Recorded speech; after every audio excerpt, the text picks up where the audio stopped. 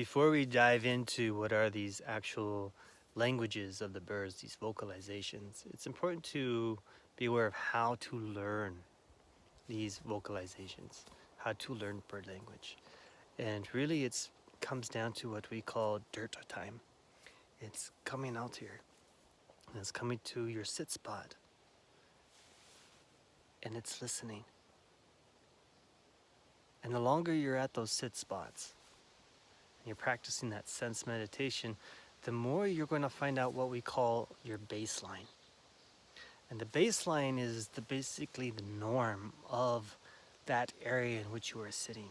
And this is very important because, there are some birds that just sound like alarms, and sometimes there's silences that maybe sometimes silence might be alarms, sometimes it's a baseline. You only really get to know that by showing up at a place.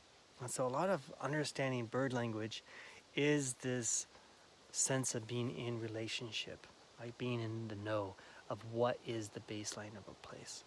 So really when learning bird language, you want to be coming out here as frequently as you can, or going into a park and just practicing listening to every sound the birds are making, every vocalization. And you might notice how certain birds over here has a certain song or vocalization going on, while certain birds over here, maybe they sound like there's an alarm.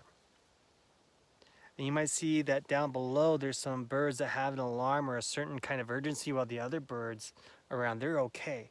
So you can start to feel there's all these different layers that are happening all around us, and the birds are a part of that.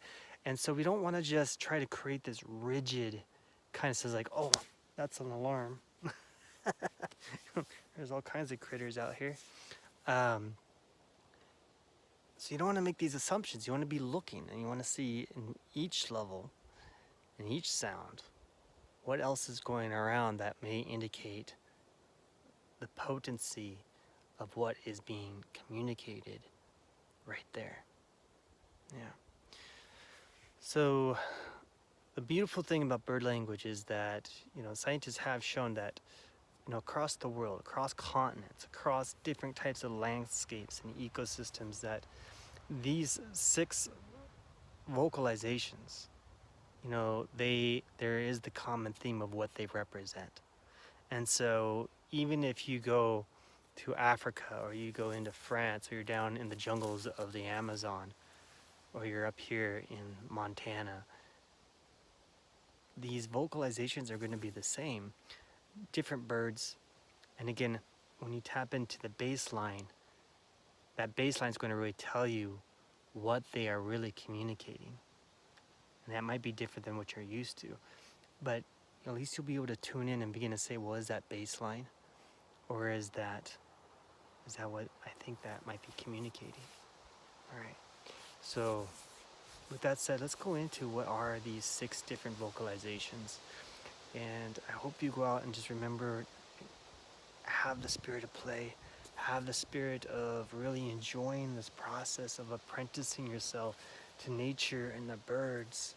I mean, you're giving yourself permission just to come out here and enjoy and be part of the conversation. So that's great. All right, let's get to it.